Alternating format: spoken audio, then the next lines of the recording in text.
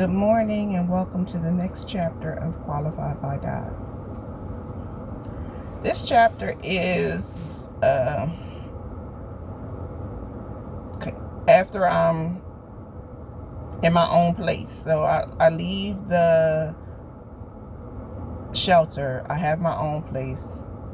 And if you recall the last one, this is when I just find out that my husband has 2 other children on the way. So all of this time, we've been separated for more than 6 months. We've been separated for about 9 months now. And all of that time during the 9 months, if I felt like I needed to be physical, I will only be physical with him. I wasn't going outside of my marriage. I don't know if I believed that we were going to get back together or what. I don't know. But I just knew that I was married and I didn't want to be with anyone other than my husband in that way. And silly me, I thought, he was doing the same thing. But that wasn't the case. As I said before in my last video, I had found out he had 2 children on the way. So I'm in nursing school now. Once I find out the idea of me just,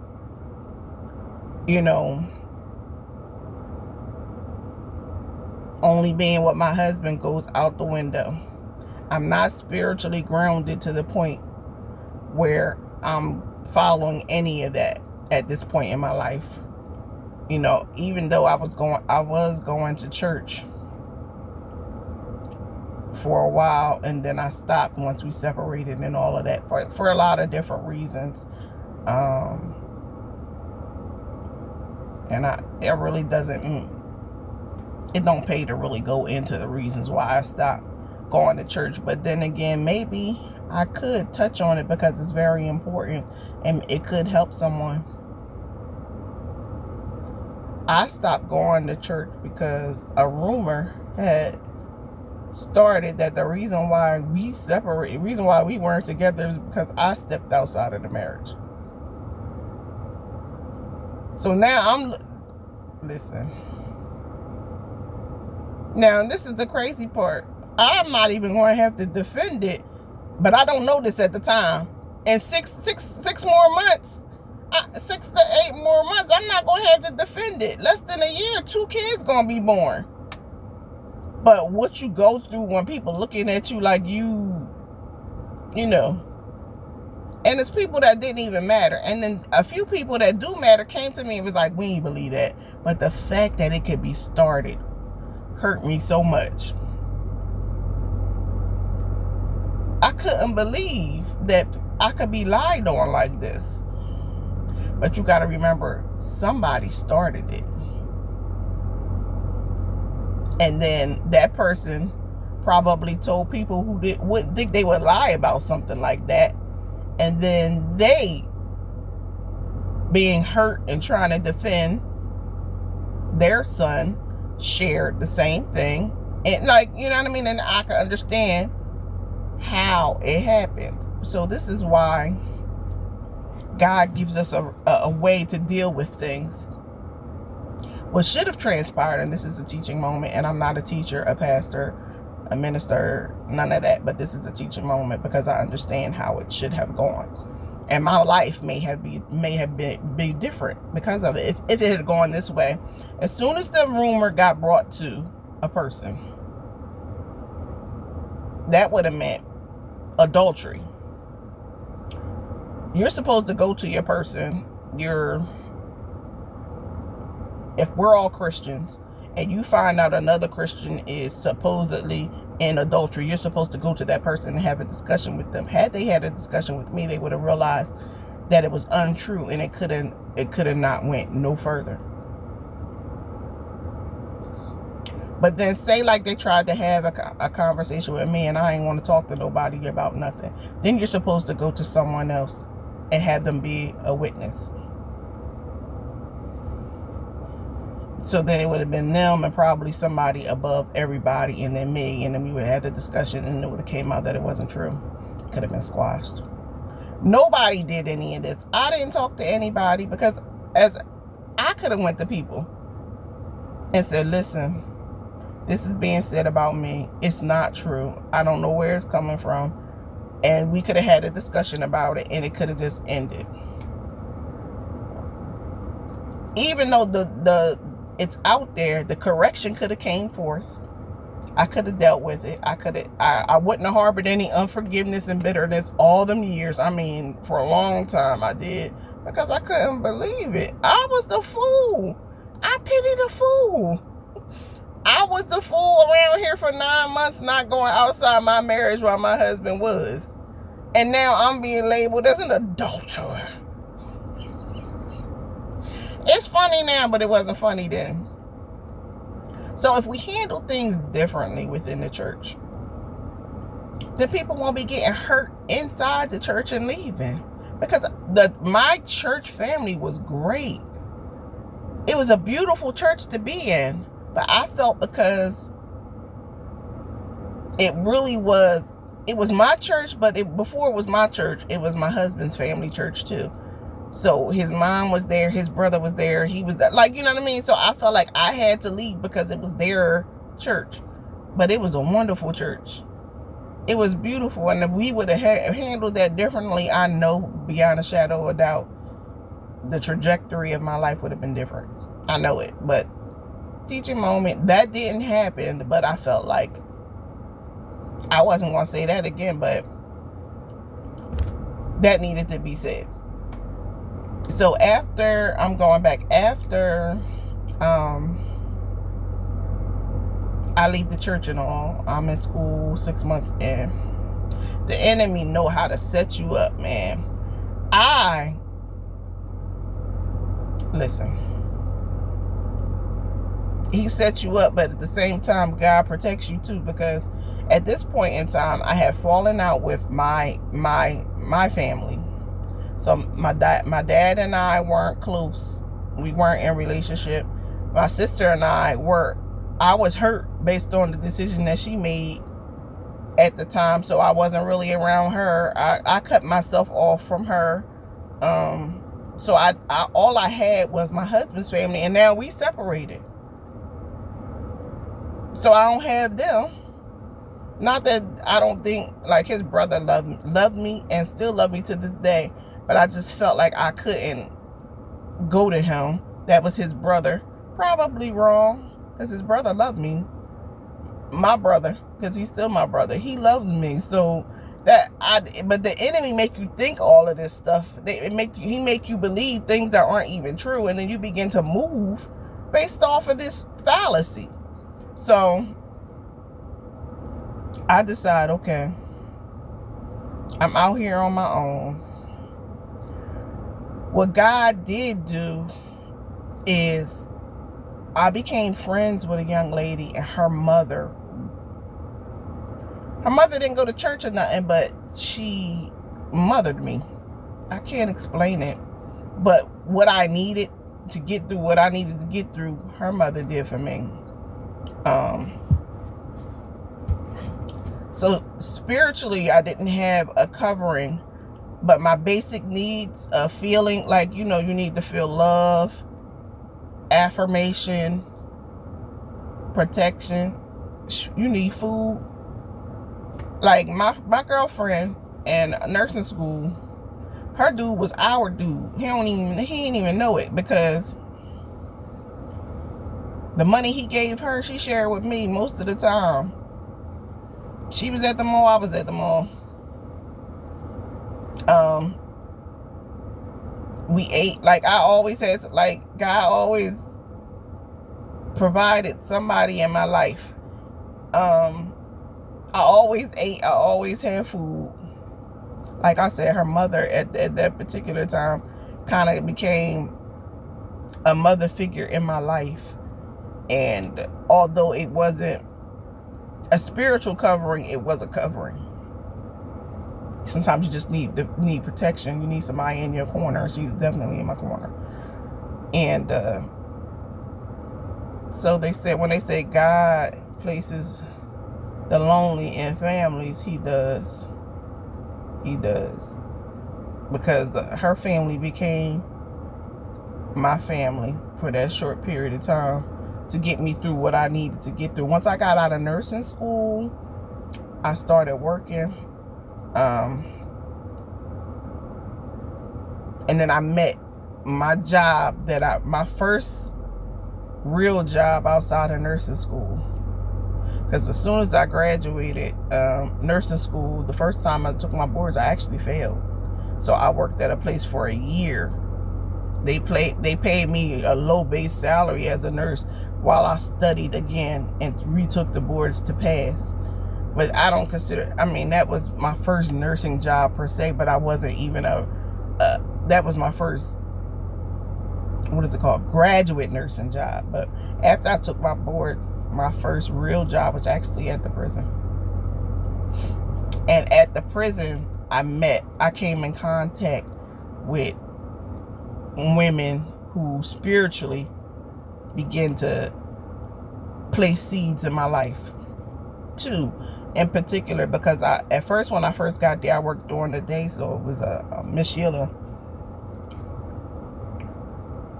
This woman knew that Bible, and she could sing. She had a beautiful voice. So she was actually on praise and worship at the church I ended up going to at the time. But, so she would drop things also. She would drop things, you know, and I wasn't in church, but I would be picking up what she was putting down a little bit. I had, you know, a history, a background of church stuff. So it was making sense. She was planting the seeds of how God loved me, this, that, and the other, this, that, and the other. But this other woman who I love and still love in relationship with today really changed my life. I mean, she prayed for me. She prayed for my daughter. Initially, I ended up not going to church for like a whole year, but I would attempt. She had these what they call like cell groups in her home. So I would go to her monthly group in her home and attend that. So like for like close to a year, 6 months, 7 months, I hadn't even gone to church, but I was going to her house every month and building relationship. And she definitely prayed for me, prayed for my daughter. And then eventually I ended up going to church, rededicating my life to Christ. I got baptized, like, and all of that between those two women and God, of course, but those two women were instrumental in my life. Very instrumental in my life. And I want to be that for somebody else. That's what all of this is about. I want to be instrumental in somebody else's life, for them deciding to have a relationship with Jesus Christ. I don't want to be God in nobody's life. That's not what I'm saying. I do not. That is all. First of all, that's hard. I don't want to be your God. I'm going to show you how to get to the God. And if you don't want to take the steps to get there, that's different. But I'm not going to be God in your life. That's not my assignment. And there's so many people that don't want to do the work, because it is work and sacrifice. You have to change some things about yourself. You have to be an example. You know, and it is work and it is sacrifice, but it's so worth it. It is so worth it. So while I'm going back now, I got off on a tangent, because when I start talking about, I call her my godmother, but she's not officially my godmother. You know how I was not baptized, and she's not my official, but I believe she's the woman that God placed in my life to mother me and to help me become the mother that I am for my daughter. And I pat her in different things. I couldn't get it like her. Listen, she bad. I couldn't get it like her, but my daughter loves me the way her children love her. And I know I put in all I knew how to put in, and what God helped me put into my daughter, because I saw what she was doing with her children, the example that she had. And I'm so thankful for that. So I decided to skip up, but I got to go back, because that period of time in my life after I realized, in my mind, I felt like I had been played. I allowed the enemy to use me. And boy, did he use me. Because now listen, I was just a wife who got stepped out on, and husband had 2 children. A year later, I'm working at the prison. Who do I start dealing with? A married man who's separated. Separated. Great guy, though. So you know me.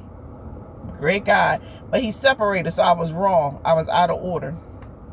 And then he moved me into... He was from Philly. And he moved me to his city, where his wife and his children are. I'm in his car driving around, like, all out of order. So wrong, so wrong. Hindsight, looking back. But what I just went through, I'm now putting another woman through, and I think like he was living separate from her and all that, but that does not make it right. He was still in covenant, and I was still in covenant. And nobody knew at the time that I was still married, because I did not want to get divorced. And I could have got divorced and kept my last name, but I wasn't thinking that way. I stayed married long enough because I didn't want my daughter to go through the shame. Back then, it was shameful for you not to have the same last name as your mom in suburbia, because she went to school in Delaware. Maybe not so much in the inner city, but out in suburbia, the kids and the moms had the same last name. And that wasn't going to be my baby story, even if it was a lie. It was not going to be my baby story. So, yeah, I'm out here now. I'm out here dealing with a guy, great guy, wonderful guy, treated me wonderfully. Treated me wonderfully. I had a great relationship, but it was wrong. How am I thinking I'm going to be blessed with somebody else's husband and I'm still married? Where did I think this was going to turn out to be good? Now, there has been instances where people are allowed to get it right and all of that, but that wasn't good for me at all. So that ended up ending because I was like, listen, it don't matter. You gotta pay child support for 100 kids. It wasn't 100, but it was a lot of children. He had a lot of children with his wife, and he had, a lot of children with his wife, and she was getting child support and this, that, the other. And his whole thing is, listen, you young. I'm real young. I'm 23-ish at this time. 23. And he like 40. Close to 40 or whatever. What that was about, I have no idea. Dating these men that's 20. So he was almost 20 years, about 23. That's a lot of years. We had absolutely nothing in common. Except for one thing. And I don't even know what that was about. It was something in me. I told you, I just, low self-esteem. Listen, it was something about me that put me in that situation. So that now I'm doing to another woman that was just what was just done to me. Out of order and wrong. So that ends. Then I decide that I'm going to move. After that ends, I decide that I'm going to go move to Atlanta. So yeah, this is, I moved to Atlanta, and I ain't even in Atlanta for 6 months before I have to come back because September 11th happens. So we moved, Courtney and I moved to Atlanta. Her dad allows me to take her because I say I could bring her back, to visit at least every other month or quarterly or something, where he can see his child. And we come back. When I come back, I go back to the same job I was at and everything. This time the guy done moved on. I think he about to have a baby with somebody else or whatever, and so I'm not in relationship with him. We don't pick up where we left off or nothing, and that was great. But I then get involved with somebody else I ain't had no business getting involved with, outside of the will of God, just out here doing whatever I think I'm big and bad enough to do. And that went on for a few years. That went on for a few years. I can remember in 2005. In 2005, I rededicated my life to Christ. And it was at home watching No More Sheets. Remember Juanita Bynum? She had a was I watching No More Sheets when this happened? I'm trying to think. I'm not sure. But I know it was in front of a TV. I remember that, and I remember being on my bedroom floor in front of a TV. Part of me wanted to say Juanita Bynum for some reason. No More Sheets. I think I had gotten the videos or something. It was No More Sheets. And because I was sick. The last one before that, listen, then I went and I started dating this guy, this Muslim guy. And let me tell you why I picked him. Because he could provide. And he told me he was married. This is crazy. Let me tell you. He was crazy. He was married. And he had a discussion with his wife. And in that religion, you can have more than one wife. And they had decided that I could be the intendant. I believe that's the word. I don't know what it is. But basically, yeah. I'm like, you all over the place, sis. You really need to get it together. And then it wasn't until I start reading and doing my research, because I'm going to do research. What I'm not going to do, I cannot serve another God. I just can't. That's where we fell out at. Because he convinced me. He was trying to convince me, well, I can marry a Christian. And I'm like, yeah, you can.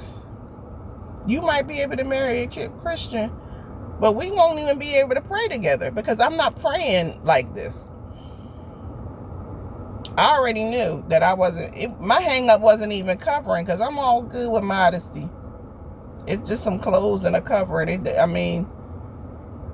But when I actually start reading the prayers and how it just seemed like I had to go get everything through him as the man.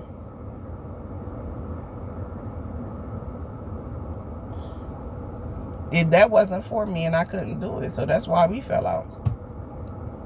But I almost got caught up in the fact that he could provide. And as long as he could provide for both households, and he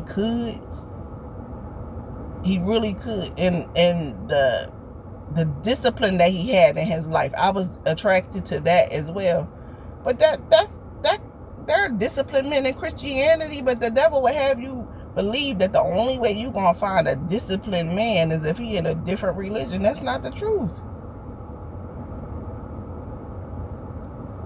So he had discipline in his life, and he had the ability to provide for my household and his household.